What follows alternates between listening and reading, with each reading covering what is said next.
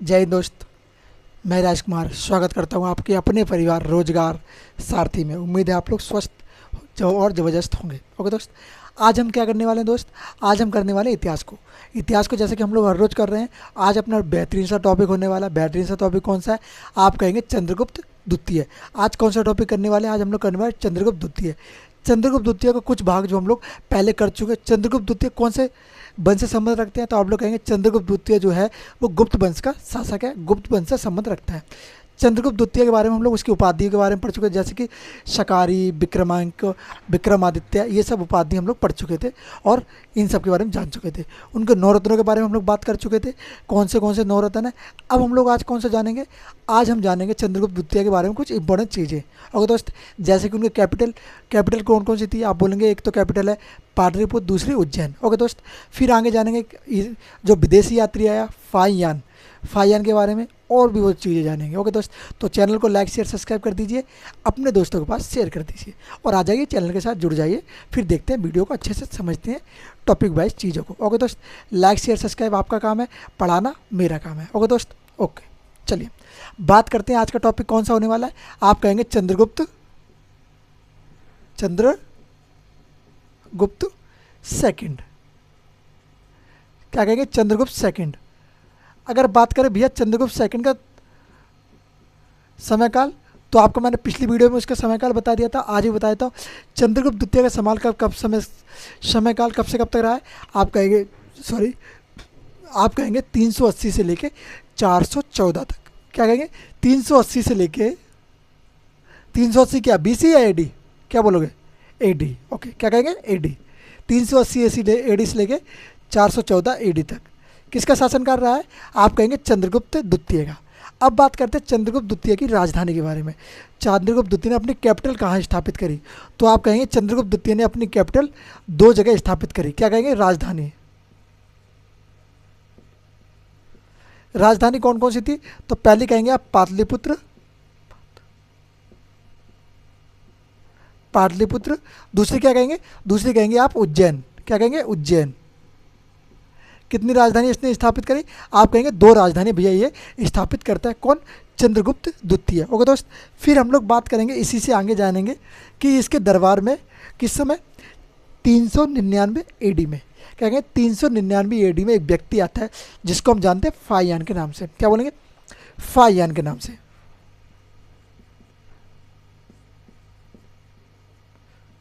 फाइयान के नाम से हम लोग एक व्यक्ति को जानते हैं। ये कौन था? ये चीनी यात्री था। क्या कहेंगे? ये प्रथम चीनी यात्री था। भैया क्या इससे पहले कोई चीनी यात्री आया है? नहीं, इससे पहले कोई चीनी यात्री नहीं आया।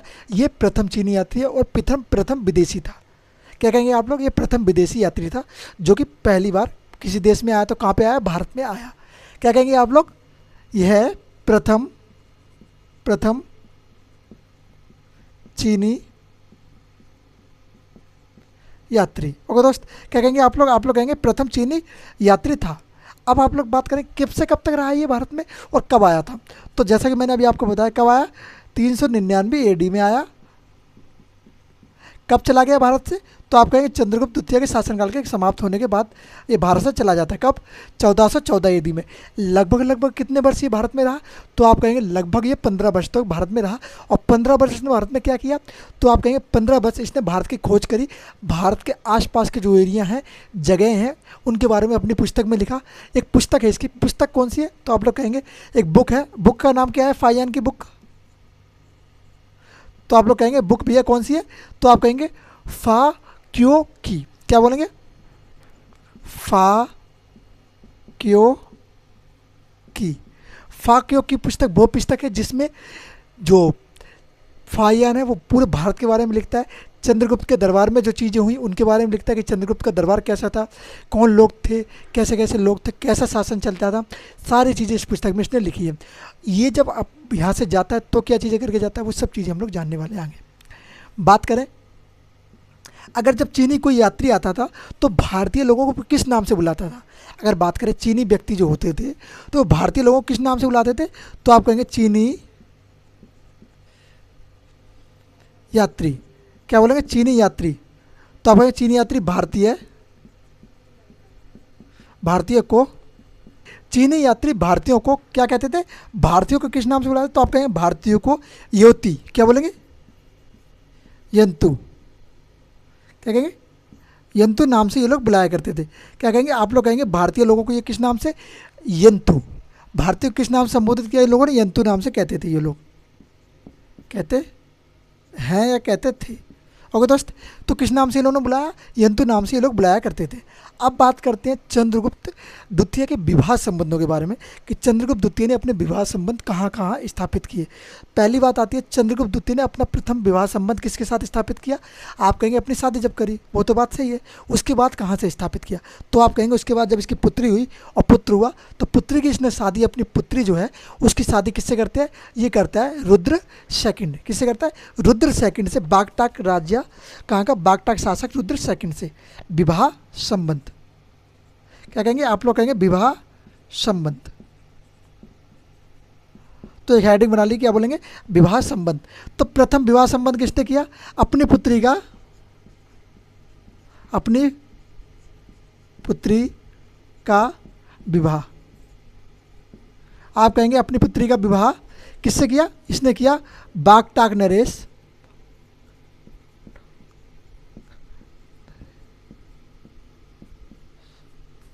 क्या कहेंगे? बागटाक नहीं कहेंगे, क्या कहेंगे? बागटाक नरेश। क्या बोलेंगे? बागटाक नरेश रुद्र सेकंड। ओके, क्या कहेंगे? रुद्र सेकंड से। क्या क्या? रुद्र सेकंड से अपनी पुत्री का विवाह किया। से की रुद्र सेकंड से अपनी पुत्री का विवाह करने के बाद क्या करता है ये? फिर जब मैंने आप लोगों को एक कहानी बताई थी किसके बारे में? चंद्रगुप्त सेकंड और उसके भाई किसके? रामगुप्त के बारे में। और उसकी एक पत्नी थी जिसका नाम था ध्रुवा देवी। उन सबकी एक ध्रुवा देवी से प्यार किसको हो जाता है? एक व्यक्ति होता है जिसका नाम रुद्र थर्ड। तो रुद्र थर्ड को ये हराने के लिए किसका साथ लेगा? अब लेगा ये रुद्र थर्ड को हराने के लिए रुद्र सेकंड का साथ। रुद्र थर्ड कौन है? रुद्र थर्ड होता है शक वंश का शासक। तो आप क्या कहेंगे?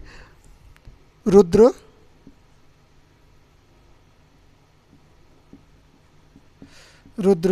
थर्ड को हराया मदद से। किसकी मदद से? आप बोलेंगे मदद से। आप कहेंगे भैया इसकी मदद से इसने रुद्र थर्ड को हरा दिया। ओके, रुद्र थर्ड को हरा देता है। फिर किसकी मदद? क्योंकि इससे बदला लेना चाहता था चंद्रगुप्त सेकंड और अपना बदला इसका पूरा हो जाता है। आप लोग जानते हैं कि चंद्रगुप्त सेकंड की पत्नी कौन है? ध्रुवा देवी। ओके, जो कि पहले उसके भाई की पत्नी थी, बाद में इसने उससे विवाह संबंध स्थापित किया और अपनी पत्नी बना लिया। ओके दोस्त, यहाँ तक किसी भाई को कोई डाउट? अब बात करते हैं ये शक शासक था। क्या कहेंगे? किसी को कोई डाउट होना चाहिए नहीं। क्या कहेंगे? शक शासक था ये। क्या कहेंगे? रुद्र थर्ड जो था वो शक शासक था। ओके दोस्त, यहाँ तक किसी भाई को कोई डाउट? No doubt. ओके, अब बात करते हैं इसका जो पुत्र था, क्या बोलेंगे? चंद्रगुप्त सेकंड का एक पुत्र था। पुत्र की शादी इसने किससे करी? तो आप लोग कहेंगे पुत्र की शादी करता है काकुत्स्य नरेश से। क्या बोलेंगे? काकुत्स्य बर्मन की पुत्री से। पुत्र का विवाह, तो आप कहेंगे काकुत्स्य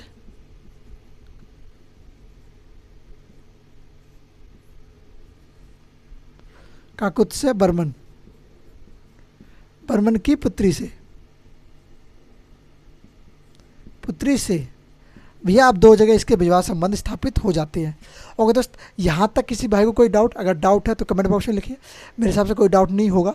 अगर है तो प्लीज़ डू कमेंट। ओके, इसको मैं क्लियर। ओके दोस्त, यहाँ तक क्लियर। अब हम बात करते हैं इसने अपना युद्ध। क्या बोलेंगे? युद्ध।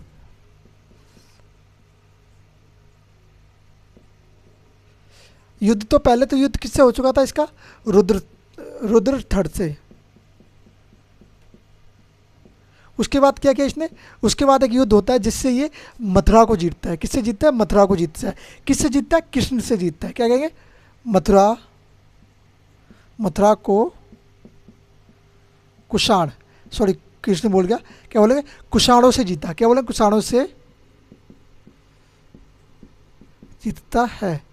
तो आप कहेंगे इस समय कुषाण कहाँ पर शासन कर रहे थे? आप कहेंगे मथुरा में। इसकी जानकारी हमें कहाँ से मिलती है? तो आप कहेंगे मथुरा अभिलेख से। क्या कहेंगे? मथुरा अभिलेख से।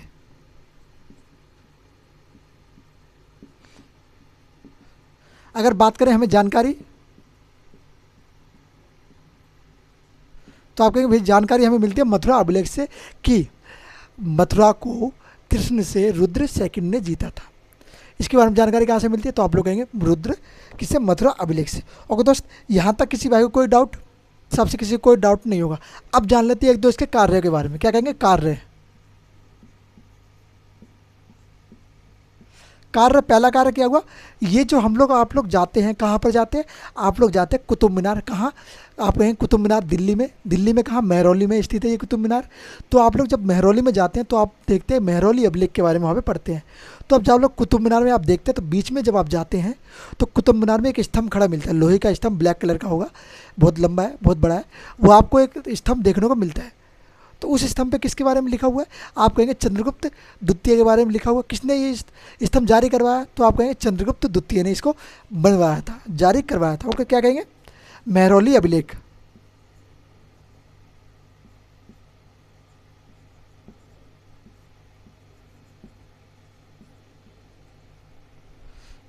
लोहा स्तंभ, क्या बोले? अभिलेख नहीं कहेंगे, लोहो, वो लोहा का बना हुआ। किसका? लोह स्तंभ लेख, स्तंभ स्तंभ लेख। ये किसने बनवाया? चंद्रगुप्त। क्या कहेंगे? चंद्रगुप्त सेकंड ने। ओके दोस्त, चंद्रगुप्त सेकंड ने लिखवाया।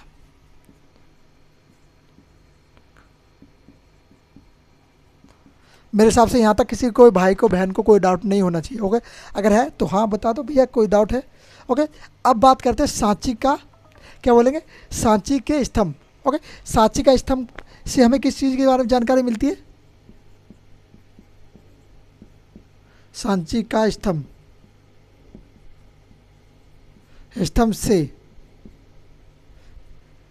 स्तंभ लेख, क्या बोलेंगे? सांची का स्तंभ लेख।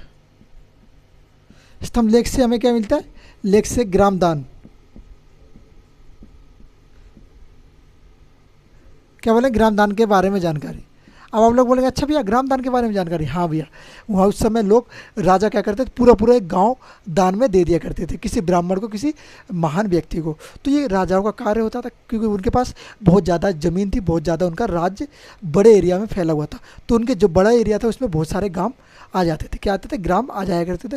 तो वो लोग अपने किसी भी खुशी में किसी को कोई गांव दान में दे, जाओ भाई मैंने तुम्हें ये गांव दे दिया। जैसे कि मैं कहूँ मैंने आपको 2 करोड़ दे दिए तो बहुत खुश हो गए, वैसे दिए नहीं है, मानो। ओके, क्या कहेंगे? ऐसे ऐसे हुआ करता था। ओके, तो जो चंद्रगुप्त है उसके बारे में हमें अच्छी प्रकार से अगर जानकारी लेनी तो कहाँ से ले सकते हैं? चंद्रगुप्त के बारे में हमें सही प्रकार से जानकारी कहाँ से मिलेगी? तो आप कहेंगे एक अभिलेख है, एक पुस्तक है, उसको हम जानते हैं देवी चंद्रगुप्तम।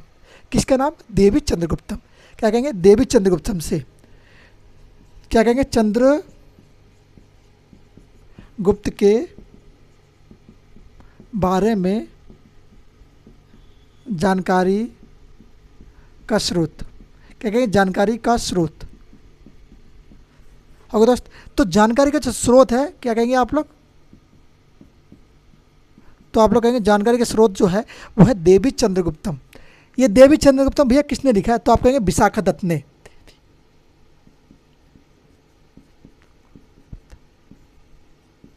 देवी चंद्रगुप्तम। अब आप कहेंगे देवी चंद्रगुप्तम लिखा किसने? तो आप कहेंगे विशाखा दत्त ने। विशाखा दत्त ने देवी चंद्रगुप्तम को रचिता है, उन्होंने ये पुस्तक लिखी है। इसमें हमें चंद्रगुप्त के बारे में, पूरे जीवन के बारे में अच्छे से जानकारी प्राप्त हो जाती है। अगर कोई व्यक्ति इसको पढ़ना चाहता है, जानकारी को एकत्रित करना चाहता है, तो यहाँ से कर सकता है। ओके दोस्त, कुछ कुछ जानकारी हम लोगों ने यहीं से प्राप्त करी है। ओके दोस्त, अब बात करते हैं हम लोग एक शासक जिसके बारे में हम लोग नेक्स्ट वीडियो में जानेंगे। नेक्स्ट वीडियो में क्या जानेंगे? कुमार, ओके, क्या बोलेंगे? कुमार गुप्त के बारे में। ओके, कुमार गुप्त के बारे में हम लोग नेक्स्ट वीडियो में जानेंगे, जिसे हम कुमार गुप्त को नाम से जानते हैं। कुमार गुप्त का शासन कब से कब तक चला है? तो आप कहेंगे कुमार गुप्त का शासन चला 1414 से लेके, क्या 414 से लेके 454 ईस्वी तक उसका शासन रहता होगा दोस्त। ये रहेगा कुमार गुप्त प्रथम, उसको हम लोग जानेंगे नेक्स्ट वीडियो में। उम्मीद है इस वीडियो में जो मैंने आपको समझाया वो सारी चीज़ें क्लियर हो गई होंगी, किसी को कोई डाउट नहीं रहा होगा, क्योंकि पेपर के पॉइंट ऑफ व्यू जो इंपॉर्टेंट था वो मैंने सभी सारा आपको कवर करवा दिया है। कुछ भी पॉइंट यहाँ पे अगर बच गया है तो वो पेपर के पॉइंट ऑफ व्यू से इंपॉर्टेंट नहीं है, इसलिए मैंने उसको छोड़ दिया है। बाकी सारे आपके इंपॉर्टेंट मैंने चीज़ें जो थी वो बता दी हैं, क्योंकि फालतू में बताना नहीं चाह रहा, क्योंकि आपके एग्ज़ाम बहुत करीब है, सर पे एग्ज़ाम है। तो इसलिए मैं चाहूँगा कि कंटेंट आपको वही मिले जो पेपर के पॉइंट ऑफ व्यू से ज़रूरी हो। बाकी फालतू चीज़ें पढ़ने से कोई फ़ायदा नहीं है, वो काम तो आने नहीं है। जो काम आना उनको ही पढ़ो, तो वो आपको कहीं सिलेक्शन देने में एक अच्छी राह दे सकते हैं। ओके, उम्मीद करूँगा समझ में आया होगा। समझ में आया तो लाइक शेयर सब्सक्राइब कर दीजिए और अपने दोस्तों के पास भेज दीजिए। इसी उम्मीद के साथ मैं चाहूँगा कि आप लोग ज़रूर लाइक शेयर करेंगे और मिलते हैं नेक्स्ट वीडियो में। जय हिंद, जय भारत।